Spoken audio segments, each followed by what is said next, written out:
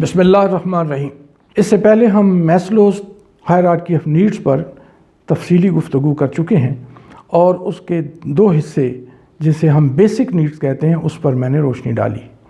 اب میں اس کے اگلے دو حصے جن کا نام سائیکولوجیکل نیڈس کہا جا سکتا ہے اس پر گفتگو کرتا ہوں، اور اس میں سب سے پہلا ایلیمنٹ لو اینڈ بلانگنگز ہے، جو کہ ہماری سب کے لیے سوشل نیڈس کہلاتی ہیں۔ یہ سوشل نیڈس کیوں؟ میں نے جیسے اس سے پہلے بھی عرض کیا کہ اگر بچے کے سر پر شفقت کا ہاتھ رکھ دیا جائے تو ایک آرفن بچہ جو آپ کے پاس پڑھ رہا ہے وہ بہت خوبی سے آگے بڑھ سکتا ہے، لیکن اگر وہ یتیم بھی ہے اور استاد سے بھی اس کو سرزنش ملتی ہے تو اس کا تعلیمی سفر وہیں ختم ہو جائے گا۔ وہ کہا جاتا ہے کہ گلا تو گھونٹ دیا اہل مدرسہ نے تیرا، کہاں سے آئے صدائے لا الہ الا اللہ۔ اصل صورتحال یہ ہے کہ استاد اگر اپنا مقام پہچان لے اور بچوں کے ساتھ شفقت کا سلوک کرنا شروع کر دے تو بچے بہت جلد ان سے نہ صرف مانوس ہوتے ہیں بلکہ ان کے سبجیکٹ سے عشق کی حد تک محنت کرنا شروع کر دیتے ہیں۔ دوسرا حصہ بلانگنگز۔ ہر بچہ چاہتا ہے کہ وہ کسی کے سوشل نیڈس میں آتا ہے، ہر انسان چاہتا ہے کہ وہ دوسرے انسانوں کے ساتھ مل کر رہے۔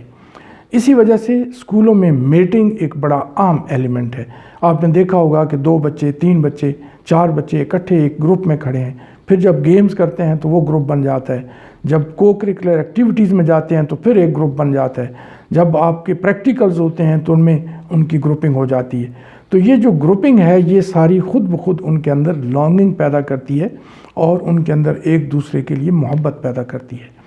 یہ کام بھی استاد ہی کرے گا، اور میسلوز تھیوری آف نیڈ کے تحت اگر اس کا جائزہ لیں گے تو آپ کی بات سمجھ میں آ جائے گی کہ یہ موضوع کتنا اہم ہے کہ آپ اس میٹنگ میں کسی طرح بھی رخنہ نہ آنے دیں، کیونکہ بچے جب اکٹھے ہوں گے تو کچھ نہ کچھ چھوٹی موٹی بات پر ان کے اندر لڑائی دنگا مشتی ہو سکتی ہے،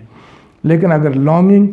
بڑی انٹینسلی ان کے اندر داخل کر دی جائے تو ان کے اندر محبت اور ایک دوسرے کے ساتھ احترام کا جذبہ پیدا ہو جاتا ہے۔ اس سے اگلا حصہ سیلف اسٹیم کا ہے۔ سیلف اسٹیم جسے ہم خودداری کہتے ہیں یا خودی کہتے ہیں، یہ ایک وہ حصہ ہے جو ہر انسان کے اندر اللہ پاک نے ودیعت کیا ہے، اور اگر اس کی صحیح طرح پروان چڑھانے کا بندوبست کر دیا جائے تو ایک انسان ایک بہت اچھا انسان،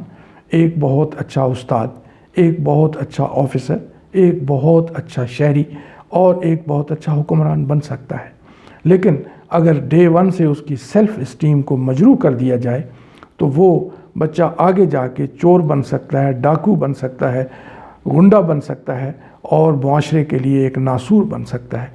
تو سیلف اسٹیم کی حفاظت اور اس کی گروتھ کے لیے استاد کو بنیادی طور پر بہت اچھے طریقے سے بڑی پلاننگ کے ساتھ کام کرنا ہوگا، تب جا کے ایک بچہ جو ہے وہ پاکستان کا صحیح نمائندہ ہوگا، جہاں بھی جائے گا وہ کام کرے گا جس سے اس کے قوم و ملت کو فائدہ پہنچے اور اس کا نام روشن ہو۔ اب یہ دونوں موضوعات جس میں نے گفتگو کی ہے یہ سائیکولوجیکل نیڈس ہیں، اور یہ سائیکولوجیکل نیڈ نہ صرف کلاس میں ہیں بلکہ گھر میں بھی ہیں۔ اگر بچے 4-5 ہیں کسی بھی فیملی کے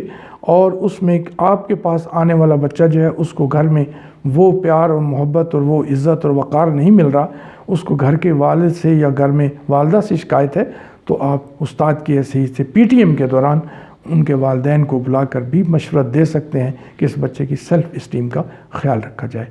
اور ایسا ہی جب سفر کر رہا ہے بچہ تو کچھ بچے ہیں وہ ان کے اندر انبورن ایک کیفیت ہوتی ہے ہولیگنزم، یعنی دوسرے بچوں کو بلی کرنا۔ اب اس بلی کرنے کا جو ایلیمنٹ ہے اس کو بھی منیمائز کرنا استاد کا بھی فریضے میں آتا ہے، اس کی وجہ ہے کہ اگر